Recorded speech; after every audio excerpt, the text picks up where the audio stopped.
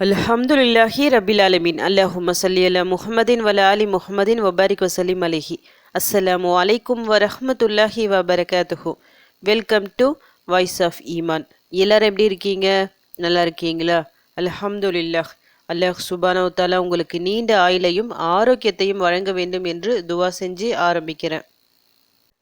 ஷஅபான் மாத கடைசி வியாழக்கிழமை இன்னைக்கு மஹ்ரிப் தொழுதுட்டு ஓதுற மாதிரி மிக சிறந்த ஒரு துவாவை தான் நான் சொல்ல போகிறேன். ஷஅபான் மாதத்தை பொறுத்த வரைக்கும் நம் அமல்கள் எல்லாம் அல்லாஹ்விடத்தில் உயர்த்தப்படும் மாதம். ஆனால் எந்த நேரத்தில் எந்த நாளில் உயர்த்தப்படும் சொல்லிட்டு சொல்ல முடியாது. இந்த மாதம் முழுக்க அதை நாம் எதிர்பார்த்து கொண்டிருக்க வேண்டும். எந்த நேரம் வேணாலும் அவங்க அமல்கள் உயர்த்தப்படலாம். அப்படி நம்முடைய அமல்கள் உயர்த்தப்படும் போது நாம் எந்த நிலையில் இருந்தோம் சொல்லிட்டு சொல்ல முடியாது. நல்ல நிலையில் இருக்கணும், நம்ம பாவங்கள் எல்லாம் மன்னிக்கப்பட்ட நிலையில் இருக்கணும்னு சொல்லிட்டு துவா செஞ்சுக்கிங்க. அதுக்கேற்ற மாதிரி அதிகமாக தௌபாவும் செஞ்சுக்கிங்க. இதை எல்லாத்தையும் ஈடுகட்டுற மாதிரி சின்னதாக ஒரு துவாவை சொல்ல போகிறேன். ரொம்ப சின்னதான ஒரு துவா.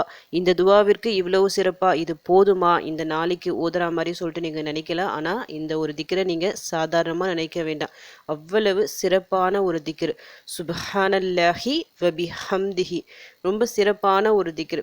எவ்வளவோ பிரச்சனைகள், மழை போல உங்களுக்கு பிரச்சனை இருந்தாலும் சரி, இந்த ஒரு திக்கரை ஓதி துவா செய்யும் போது எல்லாமே நீங்கும். நீங்கள் மனசார ஓதணும். ஏன்னா அவ்வளவு சிறப்பு இருக்குது.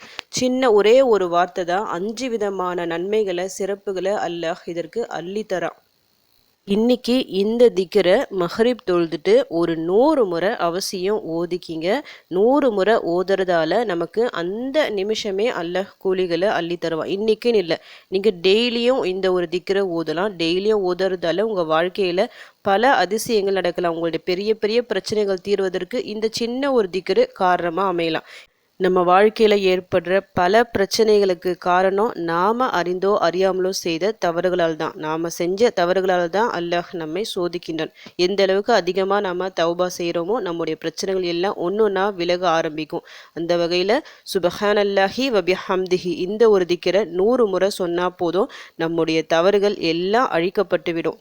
சும்மா 1-2 தவறுகள் மன்னிக்கப்படாது. கடலின் நுரை போன்று அதிகமாக இருந்தாலும், அந்த அளவுக்கு அதிகமாக நாம் தவறுகள் செஞ்சாலும் அது எல்லாத்தையும் அப்படியே அல்லாஹ் அழிச்சிடுவோம். அவ்வளவு சிறப்பு இருக்குது இந்த ஒரு வார்த்தைக்கு. 100 முறை நீங்கள் சொன்னால் இது முதல் நன்மை. 2வது சிறப்பு என்னன்னா, அல்லாஹ் சுப்ஹானஹு வ தஆலா தன்னை புகழ்வதை அதிகமாக விரும்புபவன். அப்படி தன்னை புகழ்வதற்காக அவன் அதிகமாக ஃபஸ்ட்டு தேர்ந்தெடுத்த ஒரு வார்த்தை கூட சொல்லலாம். அந்த வார்த்தை என்னென்னா, அதாவது மலக்குமார்கள், நம்முடைய மனிதர்கள் சொல்லிட்டு எல்லாருமே அல்லாஹ்வை புகழனா அல்லாஹ் சுப்ஹானஹு வ தஆலா தேர்ந்தெடுத்த வார்த்தை இது. சுப்ஹானல்லாஹி வபிஹம்திஹி. அல்லாஹ் ஒரு வார்த்தையை தேர்ந்தெடுத்திருக்கிறான்னா அதுக்கு எவ்வளவு கூலிகள் கொடுப்பான்னு சொல்லிட்டு நாம் கொஞ்சம் சிந்திக்கணும். சின்ன வார்த்தை தான், இதை சொல்வதால் அதிகமான நன்மைகள் நமக்கு கிடைக்கும்.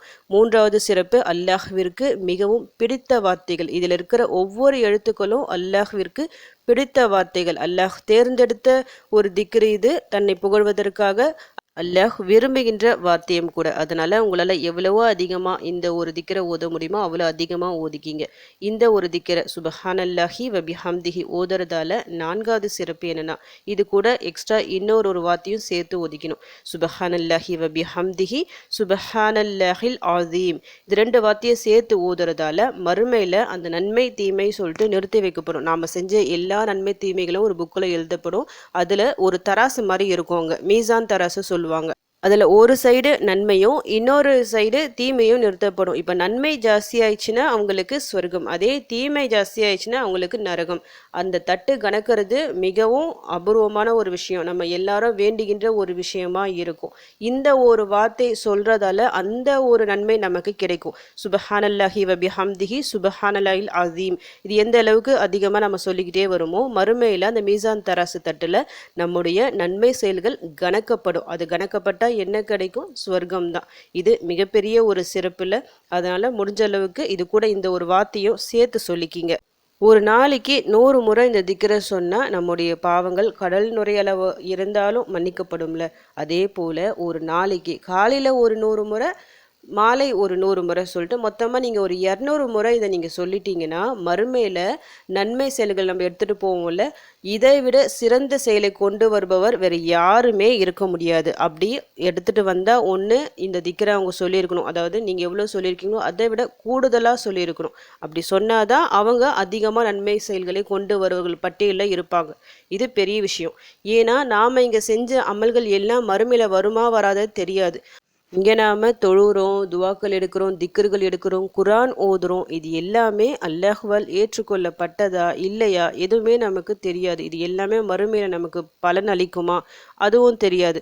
இந்த ஒரு திக்கரு உறுதிப்படுத்துகிறது. உறுதியாக உங்களுக்கு இது கிடைக்கும் இந்த திக்கரை ஓதுனா சொல்லிட்டு நபி ஸல்லல்லாஹு அலைஹி வஸல்லம் அவங்க சொல்லியிருக்கிறாங்க. அப்போது இது போன்ற திக்கர்களை நம்ம வாழ்க்கையில் என்றைக்குமே விட்டுறக்கூடாது. இம்மையிலும் பலன் தரக்கூடிய ஒரு திக்கரு, மறுமையிலும் பலன் தரக்கூடிய திக்கரு.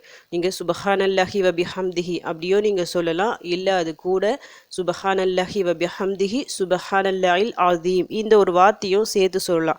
எப்படி சொன்னாலும் உங்களுக்கு நன்மை கிடைக்கும். இன்னைக்கு மஹ்ரிப் தொழுதுட்டு இந்த ஒரு திக்கரை ஒரு 100 முறை அவசியம் ஓதிக்கிங்க. விருப்பப்பட்டால் அதுக்கு மேலேயே நீங்கள் ஓதலாம். 100 முறை ஓதினாலே உங்களுடைய தவறுகளை எல்லாத்தையும் அழிச்சிடுவோம் அல்லாஹ். தவறுகள் மன்னிக்கப்பட்ட நிலையில் அல்லாஹ்விடம் நாம் கையேந்தும் போது நம்முடைய எல்லா பிரச்சனைகளையும் அவன் தீர்த்து வைப்பான். நாம் கேட்காத பிரச்சனைகளையும் அவன் தீர்த்து வைப்பான். சோதனைகள் ஒன்று ஒன்றா விளங்க ஆரம்பிக்கும். இதை நீங்கள் டெய்லியும் ஓதிட்டு வரும்போது. பொதுவாக ஒவ்வொரு இரவும் நாம் தூங்க செல்லும் போது நாம் அந்த நல்ல என்ன செயல்கள் செஞ்சோம், ஏதாவது தவறுகள் செஞ்சோமா சொல்லிட்டு நம்மை நாமே கண்டிப்பாக சுய பரிசோதனை செய்யணும். அப்படி ஏதாவது தவறுகள் செஞ்சால் அன்னைக்கே அதுக்கான பாவம் மன்னிப்பாக அல்லாஹ்விடம் கேட்க வேண்டும். அதுபோல் ஒவ்வொரு மாத இறுதியிலும் அதிகமாக தௌபா செய்கிற மாதிரி பார்த்துக்குங்க. இந்த மாதத்தில் நான் அறிந்தோ அறியாமலும் ஏதோ தப்பு தவறுகள் செஞ்சுருந்தா என்னை மன்னிச்சிடு சொல்லிட்டு அல்லாஹ்கிட்ட தௌபா செய்யுங்க. அதற்கான துவாக்களை ஓதி அல்லாஹ்விடம் மன்னிப்பு கேளுங்க. இப்போ ஷாபான் மாதம் முடிய போது இன்னும் 1, 2, 3 இந்த 3 நாள் தான் இருக்குது, அதுக்கு மேலே இல்லை. இந்த ஒரு சமயத்தில் அவசியம் தௌபா செய்யணும். தௌபா செய்வது அவசியமான ஒரு விஷயம். இதன் மூலமாக பாவங்கள் மன்னிக்கப்பட்ட நிலையில் வரக்கூடிய ரமதான் மாதத்தில் நுழையும்.